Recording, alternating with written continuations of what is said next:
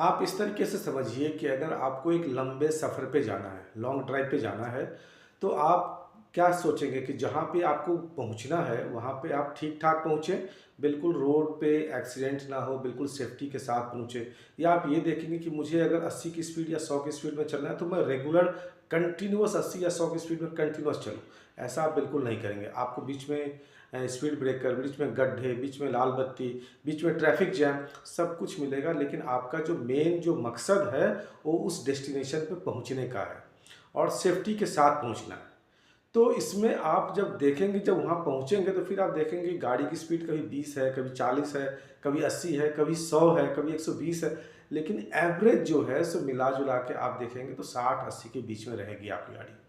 तो जब आपकी गाड़ी रुक सी गई, जब आपको लाल बत्ती पे रुकना पड़ा, तो इसका मतलब ये तो नहीं कि आपका स्पीड कम हो गया और आपको पहुंचने में काफ़ी ज़्यादा लंबा टाइम लग जाएगा। हो सकता है कभी कभार आपको लॉन्ग, बहुत लंबा आपको जाम झेलना पड़ जाए, तो ऐसा भी हो सकता है। तो आपको इसके लिए प्रिपेयर्ड रहना पड़ेगा। सेम ऐसा ही जर्नी आपका म्यूचुअल फंड का भी है। म्यूचुअल फंड की जर्नी में आपको लॉन्ग टर्म में ही आपका पैसा बनता है। ऐसा नहीं है कि आज आपने पैसा डाला, जादू की छड़ी नहीं है कि आपको एकदम से आज आपने पैसा डाला और कल ही पैसे आपको डबल या ट्रिपल हो जाएंगे, ऐसा कुछ नहीं होता है। आपको इसमें लंबे टाइम तक इन्वेस्टेड रहना है। आप करते रहिए रेगुलर एसआईपी मोड पे, लमसम जैसे भी परचेज करते हैं रेगुलर इन्वेस्टेड रहेंगे तो ही पैसा बनने वाला है।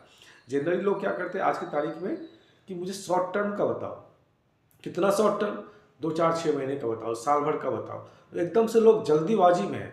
आप देखिए कि हर एक का सीजन, जब भी कोई फल होता है या कोई बच्चे की पैदाइश होती है, तो आपको हर एक का एक टाइम होता है। गेहूँ 3 महीने में ही होगा, आपको बच्चे के जन्म 8 9 महीने में ही होगा।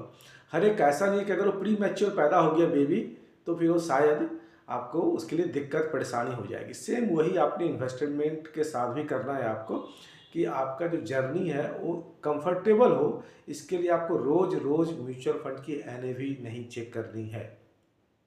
आप अच्छा इन्वेस्ट करिए और साथ में टिक के रहिए। यही आपका शेयर मार्केट के साथ भी है। शेयर भी अगर आपने कोई सही खरीदा, और अगर आप लॉन्ग टर्म इन्वेस्टर हैं, तो आप खरीद के उसको एक्यूमुलेट करते रहिए अपने पास। करते रहेंगे तो आज से 10 साल 15 साल के बाद आपके पास वो अच्छा खासा कॉर्पस बन जाएगा। लेकिन इतना सारा जो पेशेंस है वो सबके पास नहीं है। पेशेंस रखना बड़ा टफ है।